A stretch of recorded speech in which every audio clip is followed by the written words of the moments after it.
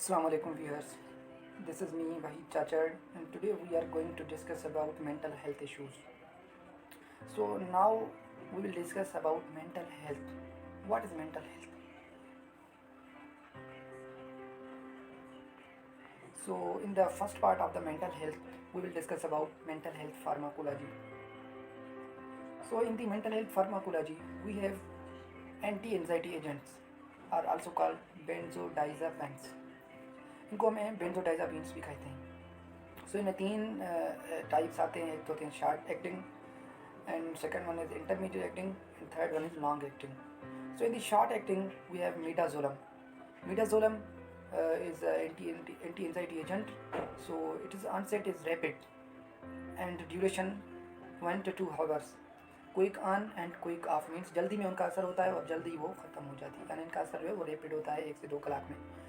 उसके बाद है इंटरमीडिएट एक्टिंग. इंटरमीडिएट एक्टिंग में अल्पेराजोलम जिसका आंसर इंटरमीडिएट है क्योंकि ये इंटरमीडिएट एक्टिंग है. उसका ड्यूरेशन 6 to 12 आवर्स तक होता है. उसके बाद क्लोनाजेपम जिसका आंसर भी इंटरमीडिएट होता है और इसका ड्यूरेशन 18 to 15 आवर्स होता है. और last one in the intermediate acting is lorazepam which is onset is rapid. IV में इनको जो देते हैं तो रैपिड एक्शन होता है और इसको अगर हम ओरली लें तो ये इंटरमीडिएट एक्टिंग होती है. तो इसका ड्यूरेशन 2 से 6 आवर्स तक होता है और medium on and long off इसका होता है. ठीक है. Third one is long acting. Long acting में डायजेपम आता है. डायजेपम इसका आंसर रैपिड होता है यानी जल्दी काम करती है. Duration 20 to 50 minutes 50 hours 20 to 50 hours तक इनका जो है वो काम होता है. और इसका क्विक ऑन और लॉन्ग ऑफ मतलब जल्दी में असर दिखाती है और बहुत ज़्यादा टाइम तक चलती है यानी ये लॉन्ग एक्टिंग है. सो हम डिस्कस करेंगे lorazepam which is anti anxiety agent. So indication में ये एंजाइटी सेडेशन और सीजर्स में दी जाती है और इसका एक्शन जनरल सीएनएस डिप्रेशन यानी सेंट्रल नर्वस सिस्टम को ये डिप्रेस करती है जिस तरह से हमारी एंजाइटी कम हो. नर्सिंग कंसिडरेशन इसमें क्या है? Nursing management avoid alcohol. Alcohol से परहेज़ करना है. मॉनिटर फॉर रेस्पिरेटरी डिप्रेशन इसमें रेस्पिरेटरी डिप्रेशन से मॉनिटर करना है उसको. इसका जो एंटीडोट है अगर हम लोराजेपम का हाई डोज देते हैं तो इसमें हम फ्लूमाजेनिल देते हैं एंटीडोट की तौर पर जो इनका अगेंस्ट काम करती है यानी एक्स्ट्रा डोज को क्या करती है? कम करती है. अभी हम पढ़ेंगे एंटी एंजाइटी हमने पढ़ ली. अभी हैं एंटी डिप्रेसेंट्स.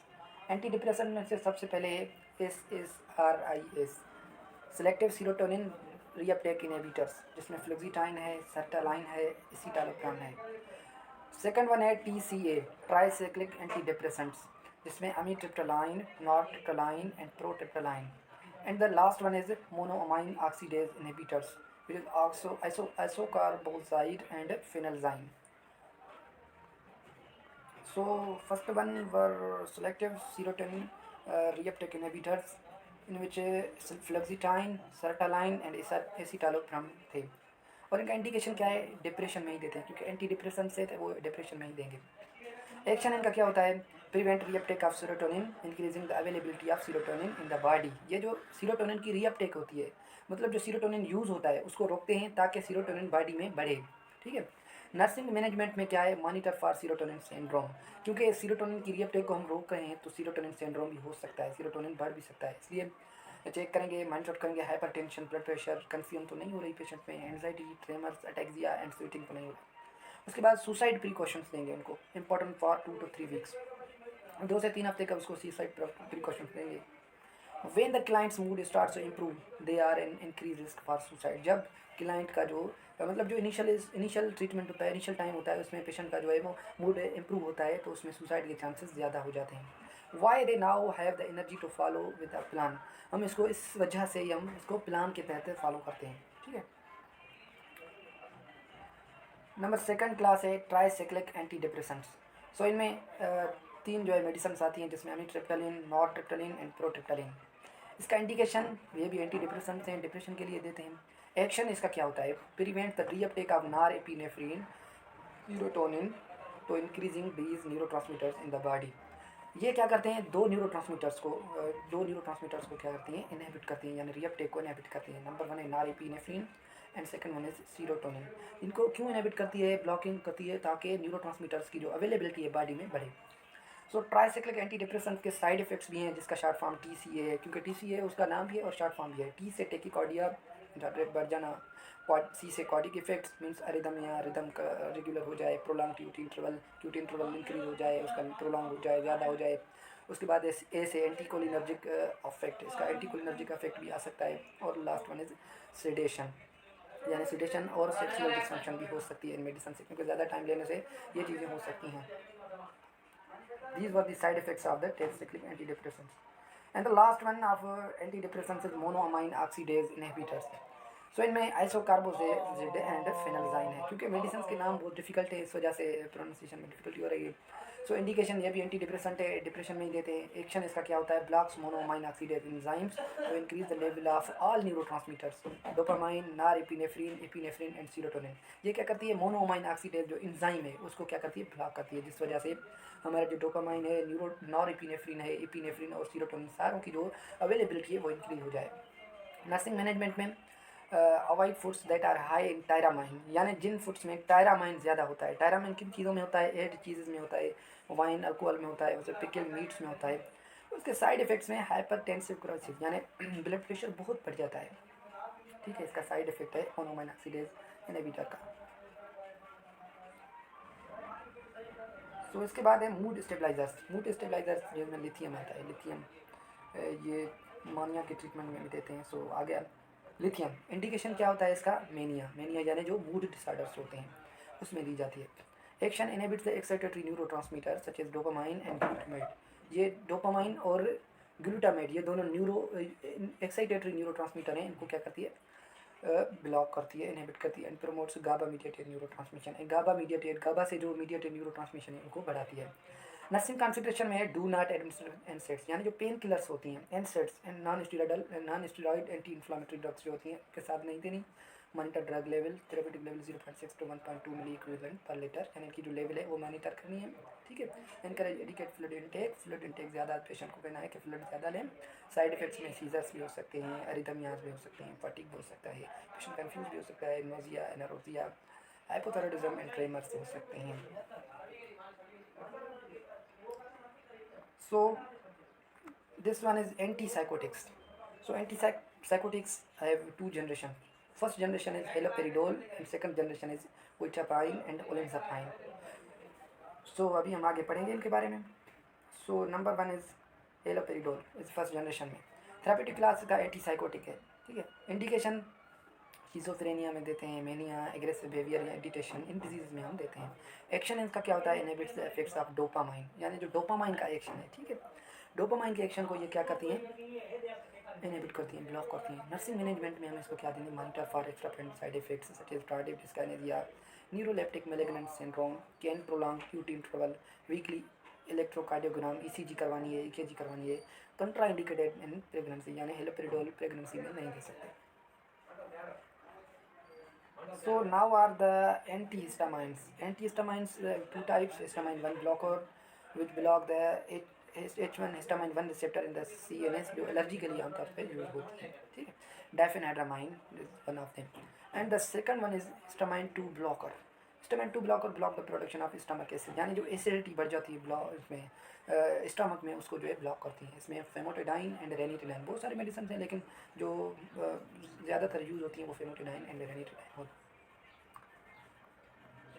सो डाइफेनाड्रामाइन H1 ब्लॉकर है, थेरापेटिक क्लास, ये भी एंटीहिस्टामाइन है, एलर्जी को रोकती है। इंडिकेशन एलर्जी, एनाफिलैक्सिस, सेडेशन ज़्यादा हो जाए इससे भी देते हैं। Action antagonise the effects of histamine and CNS depression, ये क्या करती है, जो हिस्टामाइन का एक्शन है उसको एंटागोनाइज अपोजिट काम करती है इसके, और सीएनएस में डिप्रेशन पैदा करती है। सीएनएस डिप्रेशन नर्व स्टिमुलेशन को ब्लॉक करती है। नर्सिंग कंसिडरेशन यानी नर्सिंग मैनेजमेंट में मॉनिटर फॉर ड्राउजीनेस को मॉनिटर करेंगे, और एंटीकोलिनर्जिक इफेक्ट उसको भी क्या करेंगे, मॉनिटर करना है। ठीक है। उसके बाद है इलेक्ट्रोकन्वल्सिव थेरेपी, यानी ईसीटी भी जिसको शॉर्ट फॉर्म में कहते हैं।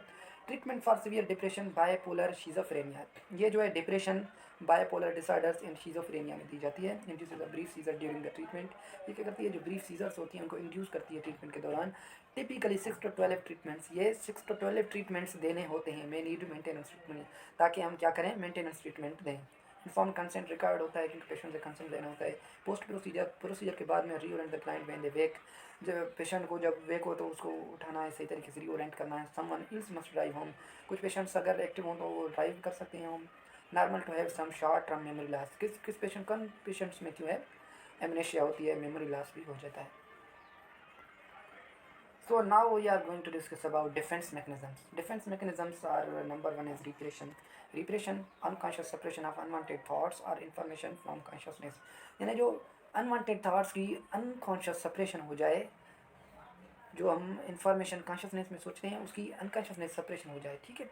तो एग्जांपल है इसका, आफ्टर बीइंग मग्ड और a person is unable to recall the experience. जब कोई पेशेंट मग हो जाता है, मतलब उसमें आ जाता है, तो वो क्या करता है, रिकॉल नहीं कर सकता अपने एक्सपीरियंस को। Second one is denial. Denial means ignoring, ignoring or refuse to acknowledge unacceptable realities. यानी इग्नोर करना चीज़ों को, जो रियलिटीज़ हैं, अनएक्सेप्टेबल रियलिटीज़ हैं, उनको क्या करना, इग्नोर करना, रिफ्यूज़ करना। ऐसा इसका एग्जांपल है planning a vacation in a year after receiving terminal diagnosis.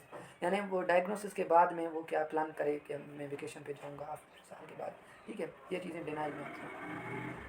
And third one is projection. Project mean attributing one's own feelings, thoughts, behaviours और मोटिव टू अदर्स। यानी अपनी जो थॉट्स फीलिंग्स हैं वो दूसरों को मोटिव करना, दूसरों के वो दूसरों को दबा देना, ठीक है। इसका एग्जांपल है a partner who had in fair is convinced there partner is cheating. वो अगर कोई पार्टनर है, वो समझे कि मेरा पार्टनर मुझे चीटिंग कर रहा है, मेरा जो जो मैं करता हूँ चीज़ें वही करता है, ठीक है, मुझे वो चीट कर रहा है, कॉपी कर रहा है, ये चीज़ें सुनना। उसके बाद है displacement. Displace means redirecting feelings to safer substitute object. यानी रिडायरेक्ट करना फीलिंग्स को सेफर की तरफ सब्स्टिट्यूट ऑब्जेक्ट करना, ठीक है।